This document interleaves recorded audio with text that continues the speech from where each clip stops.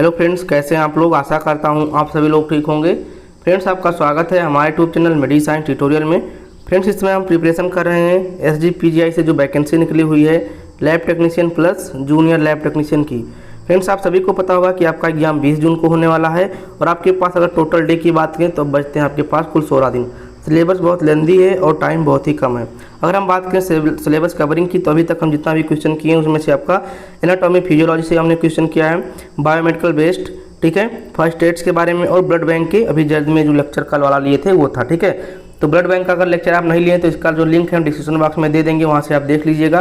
नहीं तो जो हमारा प्लेलिस्ट है SGPGI एग्जाम MCQ करके उसको आप देखिए, वहाँ पे जितने भी हमने लेक्चर लिए हैं सब वहाँ पे दिया गया है। उसको सारे MCQ लेक्चर को आप पढ़िए, आपका बहुत यहाँ पे हेल्प हो जाएगा आपके एग्जाम के लिए। और फ्रेंड्स, अगर आप और ज़्यादा MCQ को सॉल्व करना चाहते हैं तो हम NHM वाला जो आपका MCQ है वो हम SGPGI में डाल देंगे, वहाँ से आप इसको देखिए और जितने भी आपके MCQ लेक्चर हैं उसको आप सॉल्व करिए।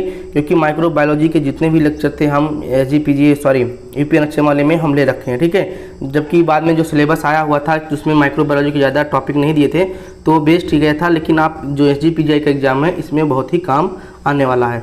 तो ये जितने भी आपके UPNHM के लेक्चर हमने लिए थे वो हम SGPGI वाले में ट्रांसफ़र कर देंगे, वहाँ पे आप जाके देख लीजिए। और साथ साथ में अगर आप टेलीग्राम चैनल से नहीं जुड़े हैं तो वहाँ से जुड़ जाइए, क्योंकि जितना भी क्विज पोल इस समय पढ़ रहे हैं सब आपके टेलीग्राम पे पढ़ रहे हैं, जो कि आपके एग्जाम के लिए बहुत ही बेहतर साबित होगा। बार बार हम यही कह रहे हैं कि आप टेलीग्राम ज्वाइन कर लीजिए, इसका लिंक हम डिस्क्रिप्शन बॉक्स में दे देंगे, ठीक है।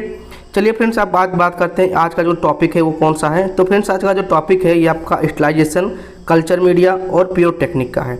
तो फ्रेंड्स, अगर हम माइक्रोबायोलॉजी के संदर्भ में बात करें तो आपके सिलेबस में स्टलाइजेशन और कल्चर मीडिया, प्योर टेक्निक के बहुत ही इंपॉर्टेंट चैप्टर हो जाते हैं और आज इन्हीं के हम MCQ करने वाले हैं। और आपके एग्जाम की अगर बात करें तो यहाँ से क्वेश्चन सबसे ज़्यादा आपके आने वाले हैं, ठीक है। तो यहाँ पे अगर बात करें क्वेश्चन की तो यहाँ पे जब सारे क्वेश्चन दिए गए हैं आज हम इन्हीं क्वेश्चन को सॉल्व करने वाले हैं। फ्रेंड्स, आते हैं अपने पहले क्वेश्चन पे। पहला क्वेश्चन हमारा कह रहा है कि the medium use in membrane filter technique was, यानी कि ऐसा कौन सा मीडियम है जो कि मेम्ब्रेन फिल्टर के रूप में यूज किया जाता था। तो फ्रेंड्स, यहाँ पे जो ऑप्शन है EBM अगार दिया हुआ है आपका, ठीक है, लैक्टोज ब्रॉथ है, इंडो अगार है। तो इसका जो सही आंसर हो जाएगा आपका EMR-BP मीडियम जाएगा। तो ऑप्शन नंबर 20 आ जाएगा, क्योंकि जो EMR-BP मीडियम है इसका उपयोग मेम्ब्रेन फिल्टर टेक्निक के रूप में किया जाता था। चलिए आते हैं सेकेंड नंबर के क्वेश्चन पे। सेकेंड नंबर का क्वेश्चन जो है लाइसोल इजी, यानी कि जो लाइसोल है वो क्या है, ठीक है, स्टाइलेंट है या फिर डिसइंफेक्टेंट है या फिर एंटीसेप्टिक है या फिर एंटी फंगल एजेंट है। तो फ्रेंड्स, अगर बात करें लाइसोल की तो ये क्या है आपका डिसइंफेक्टेंट है, ठीक है। ये एक प्रकार के केमिकल होते हैं जिसके द्वारा जो भी आपके माइक्रो ऑर्गेनिज्म हैं वो क्या हो जाते हैं, सरफेस या फिर जो मीडियम होता है वहाँ से क्या होते हैं, रिमूव हो जाते हैं। लेकिन एक खास बात इनकी ये होती है कि इनके द्वारा स्पोर किल नहीं होते हैं, स्पोर किल नहीं होते हैं। जबकि आपका जो स्टलाइजेशन वाली प्रक्रिया है इसमें आपके माइक्रो ऑर्गेनिज्म के साथ साथ स्पोर किल हो जाते हैं, ठीक है। तो ध्यान रखिएगा, जो आपका स्टलाइजेशन होते हैं इसमें आपके माइक्रो ऑर्गेनिज्म के साथ साथ उनके स्पोर जो होते हैं वो भी किल हो जाते हैं, बट डिसइंफेक्टेंट में आपके केवल माइक्रो ऑर्गेनिज्म ही हट पाते हैं, ठीक है। अगर यहाँ पे थोड़ा सा बात करें एंटी फंगल की, तो एंटी फंगल मतलब होता है जो फंगस के अगेंस्ट काम करता है वो उसको क्या कहते हैं, एंटी फंगल एजेंट, ठीक है। जैसे अगर कोई भी आपका फ्लेंका जोल या कोई भी जोल प्रकार का पदार्थ होता है या फिर सेप्टिक होता है वो क्या कहलाता है, एंटी फंगल कहलाता है, ठीक है।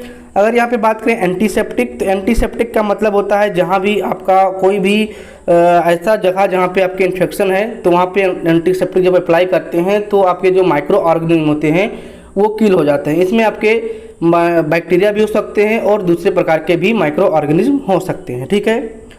चलिए थर्ड नंबर के क्वेश्चन पे आते हैं। थर्ड नंबर का which of the following is a neutral stain, यानी कि इनमें से कौन सा न्यूट्रल स्टेन है। ऑप्शन आपका दिया है पिक्रिक एसिड, जिम्सा भी दिया हुआ है, मेलाकाइट ग्रीन है, न्यूट्रल रेड है। तो फ्रेंड्स, अगर बात करें न्यूट्रल स्टेन की तो न्यूट्रल स्टेन तो आपका जिम्सा भी है और साथ साथ में न्यूट्रल रेड भी है। तो यहाँ पे बोथ ऑप्शन होना चाहिए लेकिन नहीं है। तो यहाँ पे जो आपका जिम्सा की बात करें तो ये आपके हेमेटोलॉजी में यूज किया जाता है, ठीक है, जो कि एक प्रकार का रामोनस की स्टेन है। और जो न्यूट्रल रेड है ये आपके माइक्रोबायोलॉजी में ज़्यादातर यूज किया जाता है। तो अगर यहाँ पे बात करें तो इसका सही आंसर हो जाएगा आपका C वाला, ठीक है। लेकिन अगर ऑप्शन दोनों होता यानी कि B, C दोनों होता तो वो और बेहतर होता, ठीक है। चलिए 4 नंबर के क्वेश्चन पे आते हैं। 4 नंबर का क्वेश्चन है peptone water medium is an example for, यानी कि आपका जो पेप्टोन वाटर मीडियम है वो किस प्रकार के मीडियम का एग्जाम्पल है, सिंथेटिक मीडियम है या फिर सेमी सिंथेटिक है या फिर डिफरेंशियल मीडियम है या फिर these of none of these है। ठीक है, तो अगर सही आंसर की बात करें तो जो पेप्टोन वाटर मीडियम होता है आपका होता है सेमी सिंथेटिक मीडियम, तो ऑप्शन नंबर बी वाला सही जाएगा। अगर यहाँ पे बात करें डिफरेंशियल मीडिया में, तो डिफरेंशियल मीडिया का जो उदाहरण होता है क्लेड होता है। ठीक है, अब आप लोग कमेंट करके बताइएगा कि क्लेड का फुल फॉर्म क्या होता है। अगर आप क्लेड का फुल फॉर्म नहीं जानते हो, साथ साथ में lactose fermenting bacteria, non lactose fermenting bacteria, ठीक है, इनके एग्जाम्पल नहीं जानते हैं और साथ साथ में इनका जो कलर होता है जो प्रोड्यूस होता है वो नहीं जानते हैं, तो हमारा जो माइक्रोबायोलॉजी का लेक्चर 4 वाला है, ठीक है, SGPGI एग्जाम MCQ में मिल जाएगा, ठीक है, प्ले लिस्ट में, तो वहाँ पे 4 नंबर और देखिए, वहाँ पे हमने शायद इसको बताया हुआ है। ठीक है, चलिए फ्रेंड्स आते हैं यहाँ पे 5 नंबर के क्वेश्चन पे। 5 नंबर का क्वेश्चन है द मेथड इन व्हिच का cell are frozen dehydrate is called, यानी कि कौन सा मेथड है जिसमें आपका जो सेल होता है वो फ्रोजन डिहाइड्रेट में जाता है, उसको क्या कहते हैं। तो ऑप्शन है पास्चुराइजेशन, डिसइंफेक्टेंट, ठीक है, और आपका यहाँ पे डेसिकेशन है या फिर लाइपोफिलाइजेशन है। तो आपका जो सही आंसर जाएगा वो आपका जाएगा डी नंबर वाला, ठीक है, लाइपोफिलाइजेशन। ठीक है, चलिए फ्रेंड्स आते हैं 6 नंबर के क्वेश्चन पे। 6 नंबर का क्वेश्चन है the technique use to avoid micro organism is accomplished by. तो फ्रेंड्स यहाँ पे कहता है कि कौन सा टेक्निक है जिसमें ऑल माइक्रो ऑर्गेनिज्म को हटा दिया जाता है एक तरह से। तो ये आपका ऑप्शन है स्टरलाइजेशन, डिसइंफेक्टेंट, सर्जिकल स्टरलाइजेशन या फिर डिसइंफेक्टेंट स्टरलाइजेशन। तो जो सही ऑप्शन जाएगा वो ए वाला जाएगा, स्टरलाइजेशन, क्योंकि ऑल माइक्रो ऑर्गेनिज्म को अगर हटा रहा है तो स्टरलाइजेशन में जाएगा विथ स्पोर। ठीक है, चलिए फ्रेंड्स आते हैं 7 नंबर के क्वेश्चन पे। 7 नंबर का जो क्वेश्चन है थर्मल डेथ टाइम इज, यानी कि जो थर्मल डेथ टाइम होता है ये क्या होता है। ऑप्शन हमारे हैं time required to kill all cell at given temperature, B option आपका जो दिया हुआ है ये है temperature that kill all cell in given time, C option हमारा जो दिया हुआ है time and temperature needed to kill all cell, all of the above, D वाला ऑप्शन है।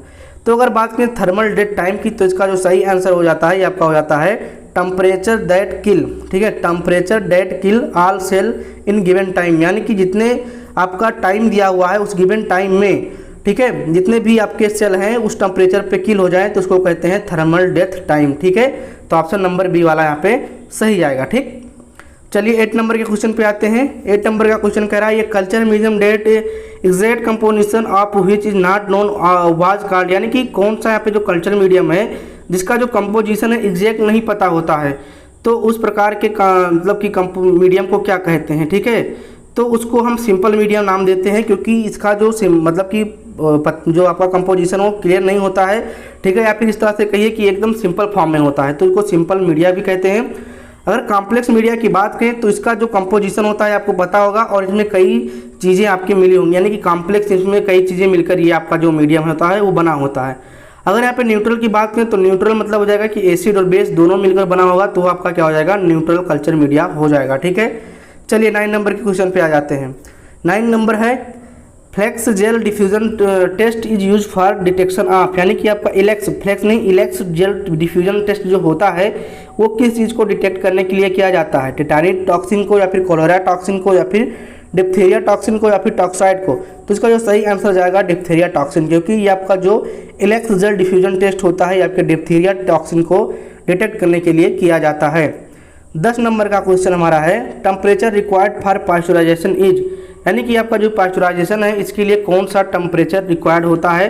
तो ऑप्शन हमारे यहाँ पे दिए हुए हैं एबव 150 यानी कि 150 degree Celsius, below 100 degree Celsius, 110 degree Celsius या नन ऑफ द दीज।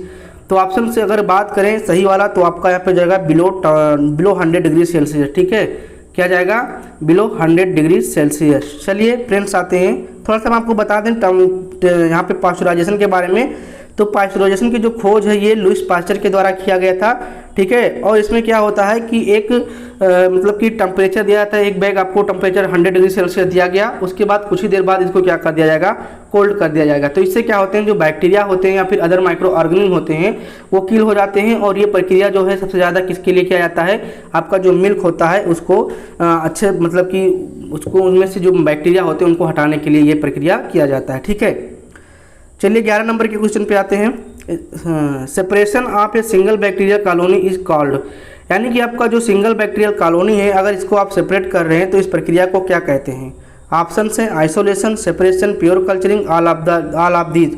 तो इसका जो सही आंसर जाएगा ये आपका जाएगा आइसोलेशन। ठीक है, ऑप्शन नंबर ए वाला सही जाएगा। ठीक, चलिए 12 नंबर के क्वेश्चन पे आते हैं। 12 नंबर का क्वेश्चन है which of the following is ionising radiation. तो फ्रेंड्स अगर हम स्टलाइजेशन में देखें तो स्टलाइजेशन यहाँ पे दो प्रक्रिया के द्वारा होता है, ठीक है। एक आयोनाइजिंग और एक होता है नॉन आयोनाइजिंग, ठीक है। नॉन आयोनाइजिंग और एक होता है आपका आयोनाइजिंग। तो यहाँ पे जो क्वेश्चन पूछा है इसमें नॉन आयोनाइजिंग रेडिएशन जो है वो कौन सा है। तो फ्रेंड्स ऑप्शन से यूवी रेज, ठीक है, IR रेज, एक्सरे रेज या फिर नन ऑफ दीज। तो ऑप्शन जो सही जाएगा आपका गामा रे, ठीक है। गामा रे यहाँ पे जो है ये आपका क्या है, आयोनाइजिंग रेडिएशन है, ठीक है। चलिए आते हैं 13 नंबर के क्वेश्चन पे। 13 नंबर का क्वेश्चन है व्हिच ऑफ द फॉलोइंग, यहाँ से आते हैं थोड़ा सा नीचे कर लें, which of the following induce denaturation of thiamine. तो अगर यहाँ पे बात करें डेमेरिटेशन ऑफ थायमिन का तो यहाँ पे कौन सा रे हो जाएगा। तो फ्रेंड्स यहाँ पे हो जाएगा आपका यूबी रे। क्या हो जाएगा, यूबी रे, ठीक है। बी वाला सही जाएगा, ठीक। 14 नंबर के क्वेश्चन पे आते हैं। 14 नंबर का जो क्वेश्चन है when food material are preserve at the temperature just above freezing temperature the process is called. यानी कि आपका जो यहाँ पे फूड मटेरियल है उसको अगर नॉर्मल टेम्परेचर पर ना प्रिजर्व करके थोड़ा सा एबव यानी कि फ्रीजिंग टेम्परेचर पे उसको अगर प्रिजर्व कर रहे हैं तो इस प्रोसेस को क्या कहते हैं। तो ऑप्शन हमारे फ्रीजिंग है, पास्चराइजेशन है, चिलिंग है या फिर फ्रोस्टिंग है। तो ऑप्शन सही जाएगा आपका चिलिंग, सी वाला, ठीक है। चलिए फ्रेंड्स आते हैं 15 नंबर के क्वेश्चन पे। 15 नंबर का क्वेश्चन है which of the following method of utilization has no effect on spore. तो यहाँ पे यूटिलाइजेशन का कौन सा यहाँ पे मेथड है जिसके द्वारा स्पोर किल नहीं होते हैं या फिर स्पोर पे कोई इफेक्ट नहीं पड़ता है। तो फ्रेंड्स हमने आपको बताया था कि जो यूटिलाइजेशन होता है इसका सही डिफिनेशन होता है कि जब मीडियम से आपका जो माइक्रो ऑर्गेनिज्म है उनको किल करे और साथ साथ में जो उनके स्पोर हैं उनको भी किल कर दे, तो ये आपका यूटिलाइजेशन कहलाता है। लेकिन जो भी मेथड हमारे दिए गए हैं उसमें से कुछ ऐसे मेथड हैं जिसके द्वारा स्पोर्स किल नहीं होते हैं, ठीक है। अगर हम यूटिलाइजेशन की बात करें तो सबसे आदर्श परिभाषा यही होता है कि दोनों के दोनों किल हो जाएं। लेकिन आज तक कभी ऐसा संभव हुआ नहीं है कि 100% कोई भी सरफेस या मीडियम है जहां से आप बैक्टीरिया या फिर आपका जो कोई भी माइक्रो ऑर्गेनिज्म है उनको रिमूव कर दें, साथ साथ में उनको उनके स्पोर को रिमूव कर दें। ऐसा कभी नहीं हुआ, ठीक है।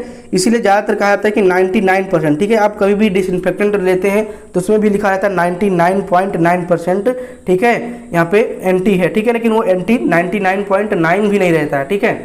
100 कभी कह नहीं सकते। तो यहाँ पे वही प्रोसेस है कि स्पोर कौन सा यहाँ पे यूटिलाइजेशन की प्रक्रिया है जिसमें स्पोर फॉर्म यहाँ पे इफेक्ट नहीं होता, ठीक है।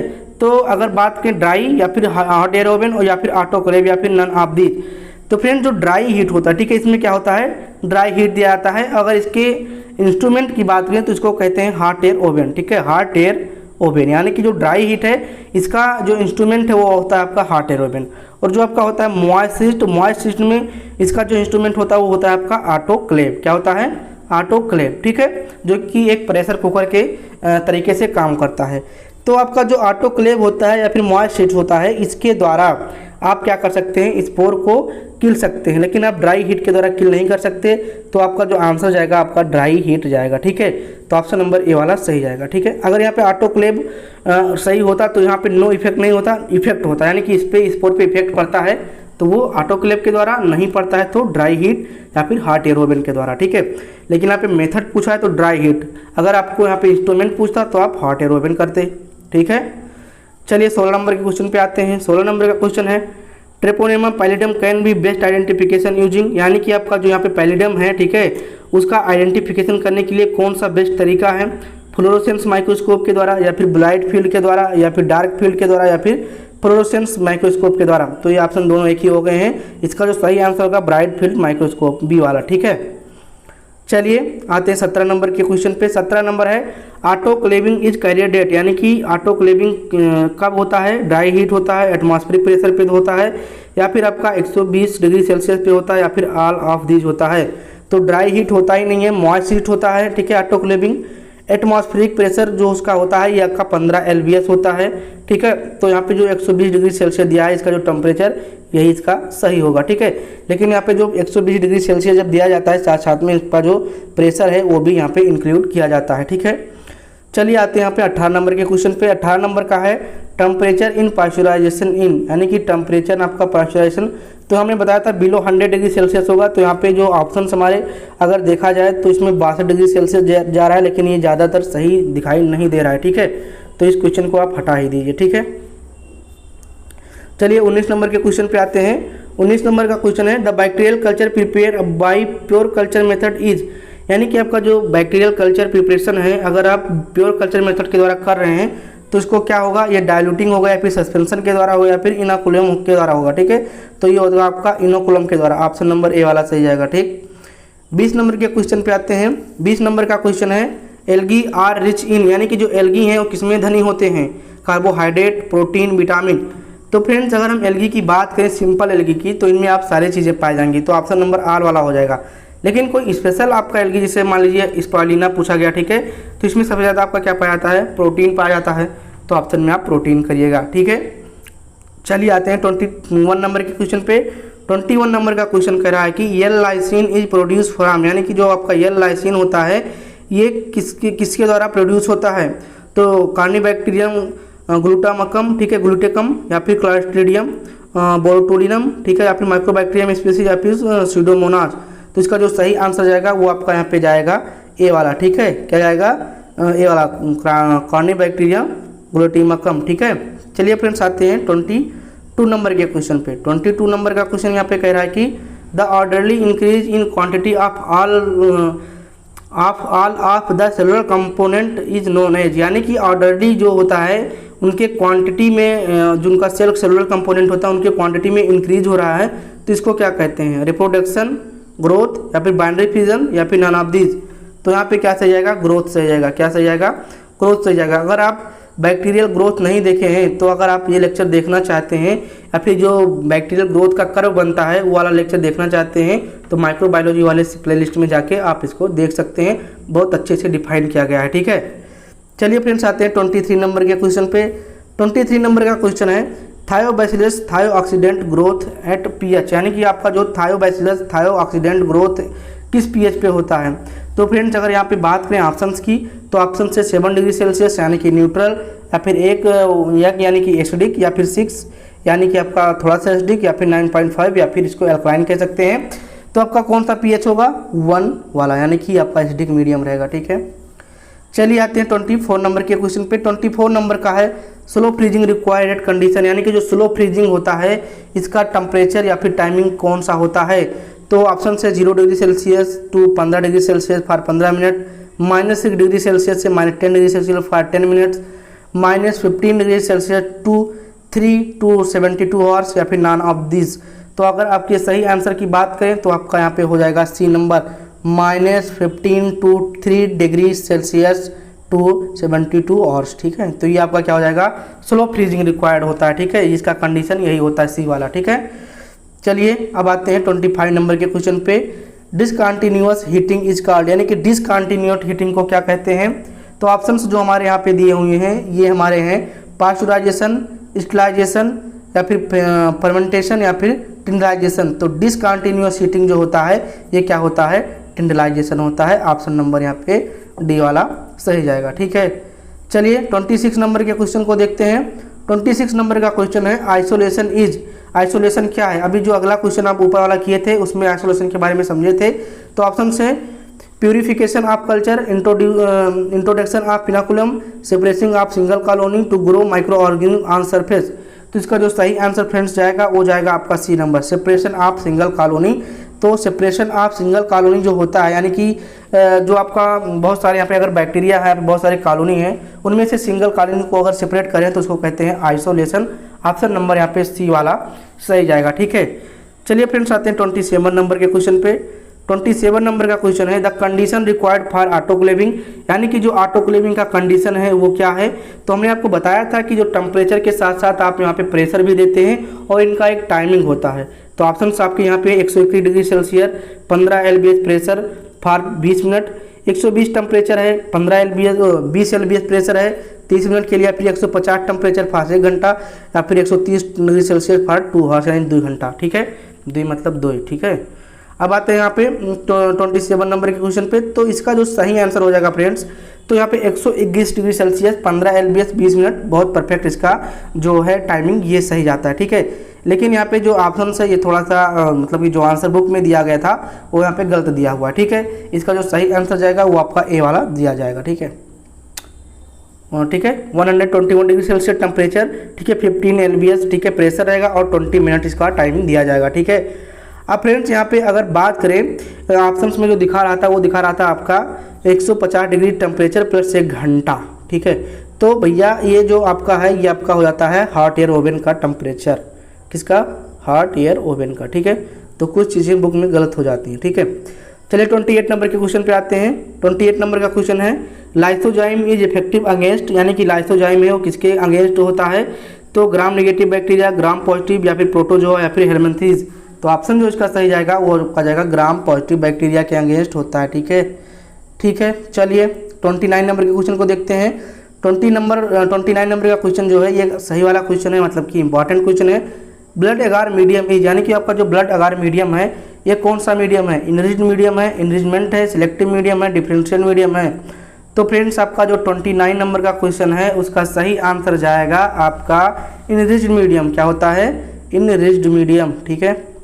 चलिए अगर यहाँ पे बात करें सेलेक्टिव मीडियम की, तो सेलेक्टिव मीडियम का उदाहरण हो जाएगा BSA, बाइल साल्ट अगार, ठीक है। डिफरेंशिएट का हमने बताया ही था क्लेट, ठीक है, आपको कमेंट भी करना है क्लेट का, ठीक है, फुल फॉर्म। तो आप BSA का भी कर सकते हैं, और BSA का आप बताइए कि यहाँ पे किसके लिए BSA यूज करते हैं, बाइल साल्ट अगार, ठीक है। और यहाँ पे अगर बात करें इनरिच्ड, तो इनरिच्ड आपका क्या हो गया, ब्लड अगार हो गया, ठीक है। और ब्लड अगर इनरिच्ड की बात करें तो ये कैसे होते हैं, इसमें क्या होता है, कोई भी सिंपल मीडियम है इसमें आप न्यूट्रिएंट चीज़ें डाल दीजिए, जैसे ब्लड हो गया, ठीक है। तो ब्लड आप वहाँ पे अगर डाल दिए तो आपका क्या हो जाएगा, इनरिच्ड मीडियम हो जाएगा, ठीक है। अब अगर बात करें इनरिचमेंट मीडियम की, तो इसमें क्या होता है, इसमें ये आपका जो थायोनाइड ब्राथ होता है आपका इसके अंतर्गत आता है, ठीक है।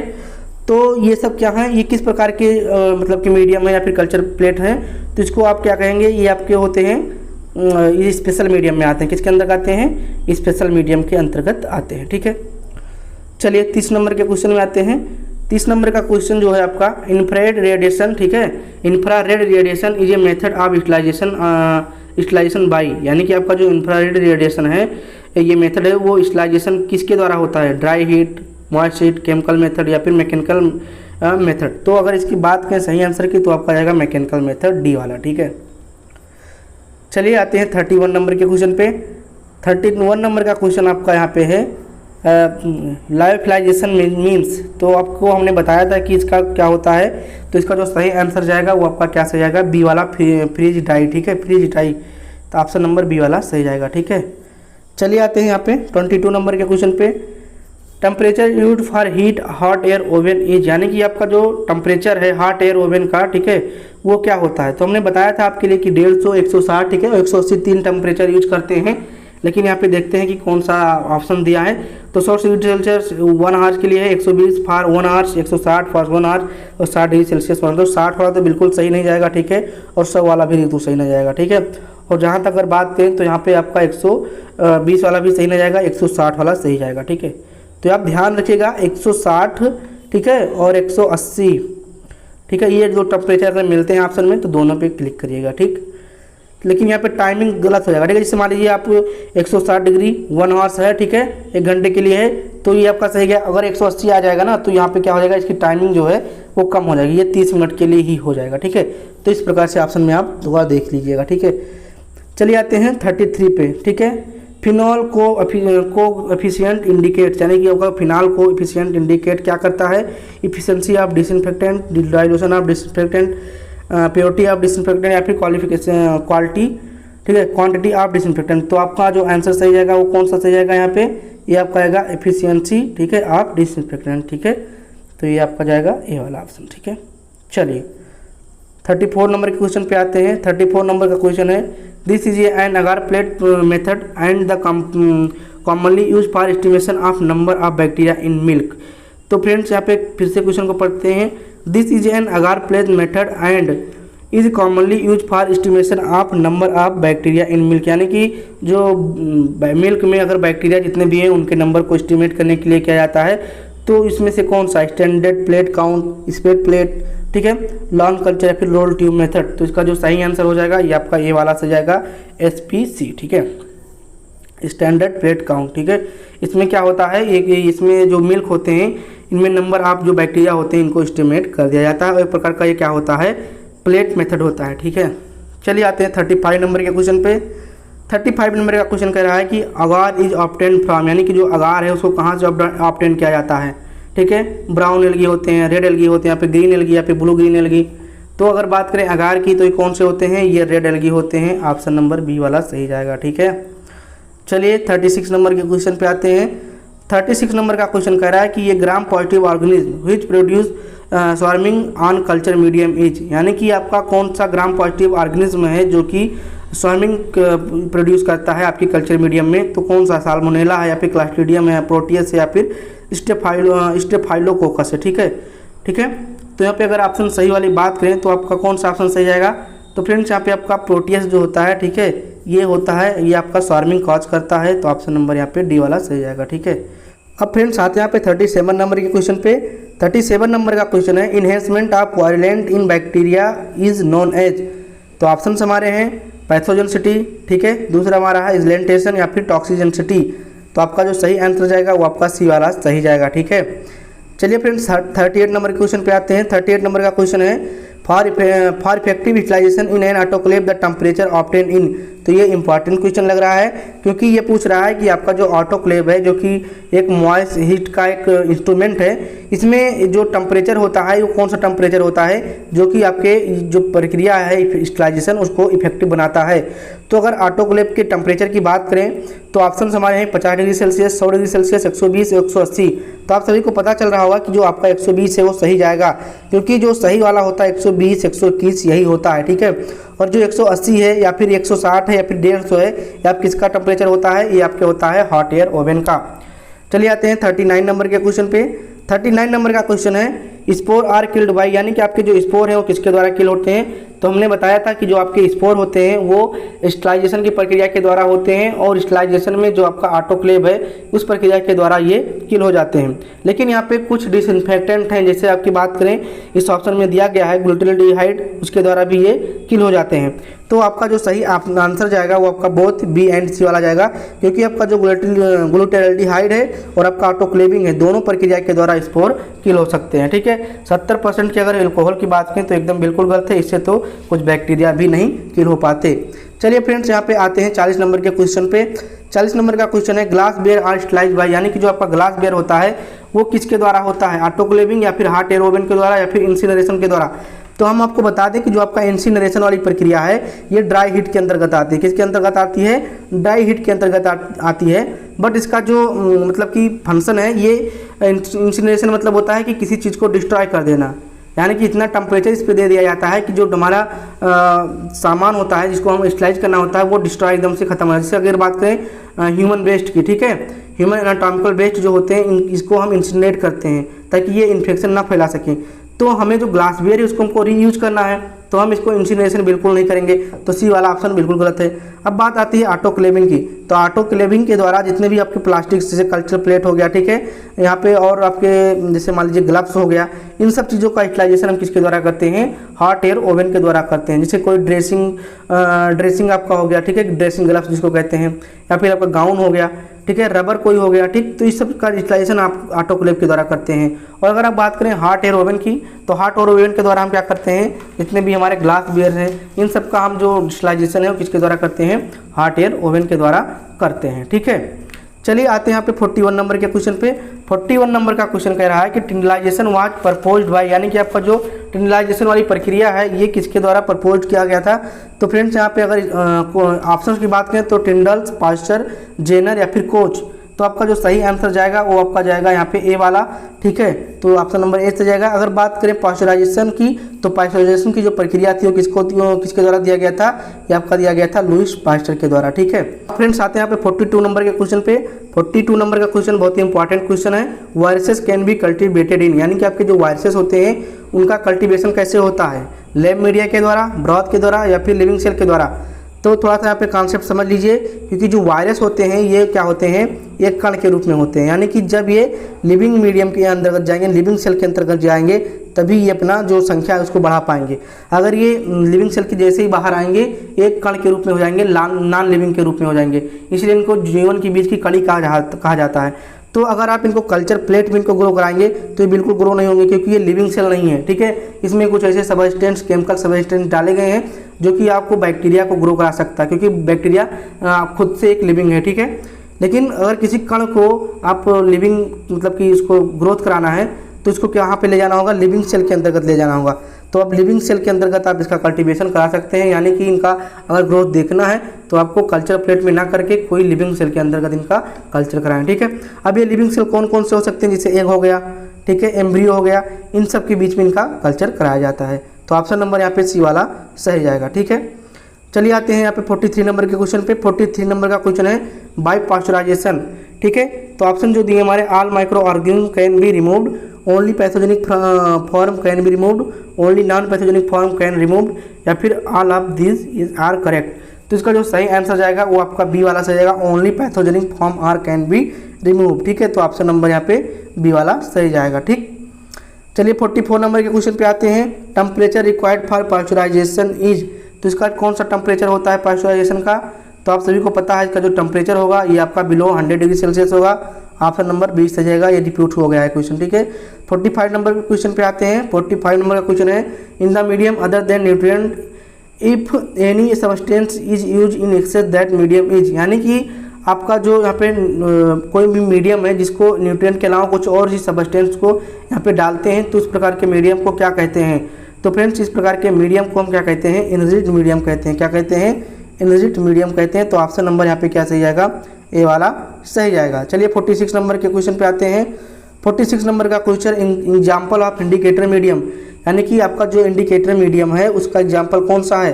सबसे पहले आप जानिए कि इंडिकेटर किसके अंतर्गत आता है, तो आता है स्पेशल मीडियम के अंदर, किसके, स्पेशल मीडियम के अंतर्गत आता है। और इंडिकेट का जो उदाहरण है वो आपका यहाँ पे हो जाएगा ऑप्शन जो हमारे हैं, nutrient agar, nutrient broth, Wilson and Blair, ठीक है। तो आपका जो यहाँ पे सही आंसर जाएगा वो आपका सी वाला सही जाएगा। क्या जाएगा, सी वाला। बेल्सन एंड ब्लेयोर किसके अंतर्गत आता है, आपका इंडिकेटर मीडियम के अंतर्गत आता है। ये कलर प्रोड्यूस करता है, जब कोई बैक्टीरिया ग्रो होता है तो ये कलर प्रोड्यूस करता है, उसके द्वारा ये इंडिकेट हो जाता है, ठीक है। चलिए 47 नंबर के क्वेश्चन को देख लेते हैं। 47 नंबर का question, example of anaerobic medium is, ये भी अच्छा क्वेश्चन है। एनारोबिक मीडियम कौन सा है, राउटसन कुक्ड मीट मीडियम है, या फिर न्यूट्रिएंट अगार है, न्यूट्रिएंट ब्रॉथ है, मैकॉन्की अगार है। तो आप इसका सही आंसर बताएं। इसका जो सही आंसर आप कमेंट करके बताइए, ठीक है। बहुत सिंपल सा क्वेश्चन है क्योंकि आप सभी को पता होगा। इसमें से अगर हम दो बता दें तो डी वाले की बात करें तो मैकॉन्की अगार आपका क्या है, ये आपका एरोबिक मीडियम हो गया, ठीक है। न्यूट्रिएंट ब्रॉथ भी आपका एरोबिक मीडियम हो गया। अब आपके पास न्यूट्रिएंट अगार और राउटसन कुक्ड मीडियम बचता है, तो इसको आप कमेंट करके जरूर बताइएगा कि आपका कौन सा यहाँ पे एनारोबिक मीडियम है, ठीक है। जब आंसर बताइएगा तो 74 नंबर लिख के आप कमेंट करिएगा, ठीक है। चलिए आते हैं 48 नंबर के क्वेश्चन पे। 48 नंबर का जो क्वेश्चन है कह रहा है कि the differentiate lactose and non lactose fermenting the medium is, यानी कि अगर आप डिफरेंशिएट करना चाहते हैं lactose non lactose fermenting bacteria के फर्मेंटेशन यानी फर्मेंटिंग बैक्टीरिया को, तो कौन सा मीडियम का उपयोग करेंगे आप यहाँ पे। तो ये भी क्वेश्चन अच्छा है, इसका भी आपको आंसर देना होगा। क्यों देना होगा, क्योंकि जो हम बताए कि जो 4 या 5 लेक्चर हमारा जो दिया है, ठीक है, और माइक्रोबायोलॉजी का जो कि प्लेलिस्ट आपका है SGPGI एग्जाम MCQ करके है, उसका जो उसमें दिया गया है हम उसको बहुत अच्छी तरीके से डिफाइन किए हैं कि कौन नॉन लैक्टोज कौन लैक्टोज फर्मेंटिंग बैक्टीरिया है, कौन सा कलर प्रोड्यूस करते हैं, और साथ साथ में आपका जो क्लियर होता है उसका फुल फॉर्म क्या होता है, आपका डिफरेंशिएट मीडिया के जो कौन कौन से उदाहरण हो सकते हैं, ठीक है। तो इस प्रकार से आपको सारी चीज़ें हम बताएं, तो आप उस लेक्चर को लीजिए और उसमें से आप इस क्वेश्चन का हल निकालिएगा और उसके बाद में आप कमेंट करिएगा। अगर आपको पहले से आते हैं तो आप पहले से कमेंट कर सकते हैं कि आपका जो lactose non lactose fermenting bacteria होते हैं उसको आप यहाँ पे डिफरेंशिएट करना चाहते हैं तो कौन से मीडियम का उपयोग करेंगे, ठीक है। और आपका यहाँ पे जो दूसरा होता है टेट्राथायोनाइड ब्रॉथ, इसका भी आप कमेंट करके बता सकते हैं कि टेट्राथायोनाइड ब्रॉथ किस लिए यूज किया जाता है, ठीक है, और ये किस मीडिया के अंतर्गत आता है, ठीक है। हम आपको बता दें कि ये भी एक स्पेशल प्रकार का मीडिया है, ठीक है। अब आपको बताना है कि इसका मतलब किस बैक्टीरिया को कल्चर करने के लिए किया जाता है और ये किस मीडियम के अंतर्गत आता है। चलिए हम अपना भी आपको हेल्प कर दे रहे हैं, इनरिच्ड मीडियम के अंतर्गत आता है या फिर इनरिच्ड मीडियम के अंतर्गत आता है, ठीक है। मेंट और मतलब कि इनरिचमेंट या फिर इनरिच्ड दोनों में बताना है कि टेट्राथायोनाइड ब्रॉथ किसके अंतर्गत आता है। तो आज का जो क्वेश्चन था ये 48 क्वेश्चन था, आप सभी को 48 क्वेश्चन हमने बताया और आपको जो अच्छा लगा होगा क्वेश्चन, ठीक है, क्योंकि आपका जो एग्जाम है इसमें से एक प्रश्न आने हैं, ठीक है, यूटिलाइजेशन कल्चर मीडिया, ठीक है, इससे क्वेश्चन बनेंगे। तो आप ये लेक्चर को जरूर देखिए और साथ साथ में आप कमेंट करके बताइए कि आपको ये लेक्चर कैसा लगा है। शेयर भी कर सकते हैं अगर आपके पास कोई दोस्त हैं जो कि SGPGI एग्जाम का तैयारी कर रहे हैं या फिर कोई अदर एग्जाम की तैयारी कर रहे हैं जो कि लैब टेक्नीशियन से रिलेटेड है, ठीक है। और फ्रेंड्स अगर आप टेलीग्राम चैनल नहीं ज्वाइन किए तो इसको ज्वाइन कर लीजिए, क्योंकि आपको बहुत ही हेल्प मिलेगा वहाँ पे, ठीक है। 2 दिन से तो हम दो तो मोटिवेशन भी डाल रहे हैं, थोड़ा सा मोटिवेट भी हो जाए करेंगे। 4 घंटा अगर पढ़ाई करेंगे तो 8 घंटा पढ़ाई करने लगेंगे, ठीक है। समझ रहे होंगे, 8 घंटा कोई नहीं करेगा, सबको पता है। जॉब कर रहे होंगे आप लोग, टाइम पाते होंगे तो सोचते होंगे चलो थोड़ा सा पढ़ लेते हैं। चलिए आज कितना ही, तब तक के लिए कल मिलते हैं। Tata bye bye.